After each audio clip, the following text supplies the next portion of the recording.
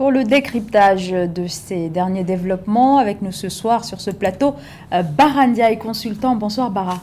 Bonsoir Bara. Alors, la force en attente est donc activée par la CEDEAO qui dit quand même privilégier la voie diplomatique. Mais est-ce que le fait d'avoir ordonné l'activation immédiate de sa force militaire ne contredit pas finalement son souhait d'aboutir à une solution négociée avec les putschistes?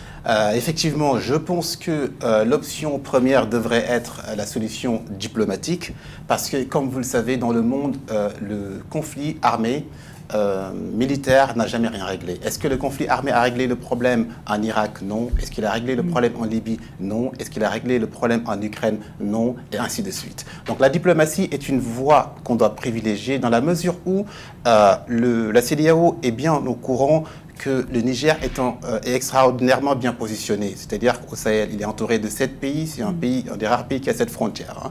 Donc de l'Algérie au Burkina Faso, Mali, Nigeria, Tchad, etc. Même si la Tchad ne fait pas partie de la CEDEAO.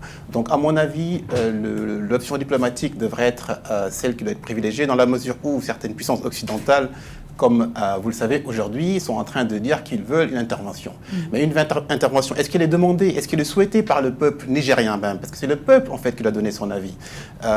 Aujourd'hui, je pense que si l'intervention doit se faire, ça devrait être la dernière option, et la diplomatie doit primer. Alors, est-ce que l'activation finalement de cette force en attente constitue l'ultime pression sur la junte? On sait que depuis le début, toutes les tentatives de médiation n'ont pas réussi. Oui, mais depuis le début, ça dure juste depuis une dizaine de jours. Laissons le temps au temps. Alors, l'ultimatum, c'est quoi encore? C'est-à-dire, cette force, qui va la constituer déjà? Elle va démarrer où? Elle va commencer quand? Qui va l'armer? D'accord? Qui va la financer? Ça ne se décide pas une guerre en 2 semaines. Et ça, la junte l'a bien comprise, parce que le Niger, il y a des enjeux énormes. C'est pas l'intérêt de la France n'est pas l'intérêt des Nigériens. La preuve, si la junte s'est mise au pouvoir aujourd'hui, c'est parce que, tout simplement, elle a vu que son pays ne se développait pas. Elle a vu d'autres exemples frontaliers où l'armée a pris le pouvoir pour, en tout cas, défendre les intérêts des citoyens. Parce qu'aujourd'hui, le président Bazoum, à mon avis, si c'était un président hyper apprécié, ou en tout cas, si le peuple le suivait, le peuple allait être dans la rue. Aujourd'hui, on constate que le peuple nigérien n'est pas dans la rue. Par contre, on a vu l'inverse. On a vu que le peuple nigérien est dans les stades et dans la rue pour supporter la junte. C'est-à-dire que le peuple a son avis et le peuple a fait ses choix, même si ce ne sont pas des choix démocratiques. Alors, justement, vous parlez du président Mohamed Bazoum. L'Union africaine dénonce les conditions de détention du président Mohamed Bazoum et s'inquiète même de son état de santé. Est-ce que vous pensez que ce sont les éléments qui ont pu, au cours des dernières heures, un petit peu précipiter cette prise de position de la part de la CEDEAO qui, on le rappelle, a activé sa force d'intervention? Ok, cette force d'intervention, communément appelée aussi force d'attente, pour moi, c'est pas très sérieux, parce qu'on n'active pas ça pour un seul homme, même s'il reste le premier homme du pays, même s'il reste l'ancien président déchu.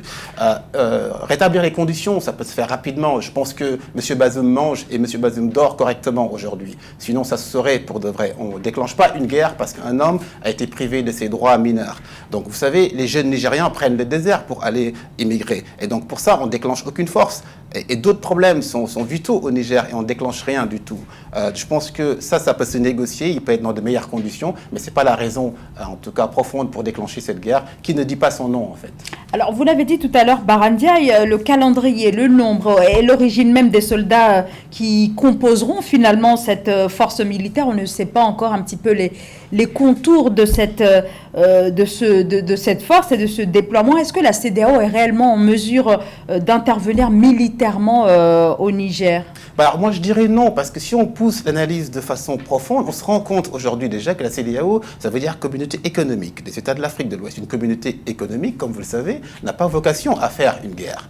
Elle peut prendre des mesures drastiques, elle peut prendre des mesures de sanctions économiques, elle peut aussi influencer à ce qu'on intervienne militairement, mais c'est pas une communauté économique, c'est pas son rôle de déclencher une guerre. Une guerre, ça se déclenche par des forces armées, c'est par les Nations Unies, c'est par des concertations, et c'est parce qu'on est arrivé au pied du mur. Il n'y a plus de solution diplomatique, on ne peut plus se mettre autour de la table, on ne peut pas se parler. C'est dans ce contexte, et si la vie des populations est en jeu. Mais là, on nous parle d'une personne qui ne dort pas bien et qui ne mange pas bien et on déclenche une guerre. Il faut être un peu plus sérieux que ça, je pense. D'autant plus que cette même CEDEAO, comme vous le savez, a des pays leaders comme le Nigeria ou comme le Sénégal, par exemple. Le Nigeria, je ne vous apprends pas que le Nigeria a des problèmes de terrorisme, de guerre dans ses frontières, qu'elle n'a pas encore gagné. Donc ça m'étonnerait que le Nigeria implique davantage de force. Alors qu'on ne gagne pas une guerre contre Boko Haram et on veut venir mener une guerre au sein de l'Afrique même. On ne gagne pas une guerre contre les rébellions en Casamance en ce qui concerne le Sénégal, où il y a des problèmes d'instabilité politique, et on veut se préoccuper d'aller envoyer des contingents pour soutenir la CEDEAO et mener une guerre au Niger. C'est pas sérieux du tout. Alors, au cours des derniers jours, on l'a vu, la CEDEAO a tenté d'avoir un discours un peu plus modéré qu'au départ au sujet de l'intervention militaire. Mais ce jeudi, lors de ce sommet extraordinaire qui s'est donc ouvert à Abuja, au Nigeria, le ton a changé, est devenu même extrêmement radical, on le voit bien. Est-ce que c'est parce que l'organisation est finalement en train de jouer sa crédibilité ? Exactement. Je pense que c'est le bon mot. Il joue sa crédibilité dans la mesure où, vous savez, la France souhaite une intervention militaire. On ignore les raisons, même si elles sont un peu visibles. Les États-Unis, le chef de la diplomatie américaine, qui est Anthony Blinken, aujourd'hui, qu'est-ce qu'il dit? Il dit qu'il privilégie la diplomatie, le dialogue et le travail. Il encourage le travail de la CEDEAO. Donc, deux grands alliés qui ne s'entendent pas en termes de discours et d'objectifs. Donc, ce qui veut dire aussi que la CEDEAO a su revenir à la raison et se dire, le temps, on n'a perdu que 10 jours depuis le début du coup d'État ou 2 semaines, déroulons le tapis de la concertation, d'accord? Comme ça, on pourra éventuellement pousser la junte à changer, à repositionner son curseur. Et j'apprécie même le travail, je n'apprécie pas le travail, le fait qu'il y ait un coup d'État, mais j'apprécie le travail de la junte parce que c'est des personnes intelligentes. Et à mon avis, ils sont mesurés. Pourquoi j'ai dit ça? Parce qu'ils ont mis un Premier ministre issu quand même de la société civile, un économiste, d'accord? Donc, c'est-à-dire que la junte est en train de se préparer pour une transition.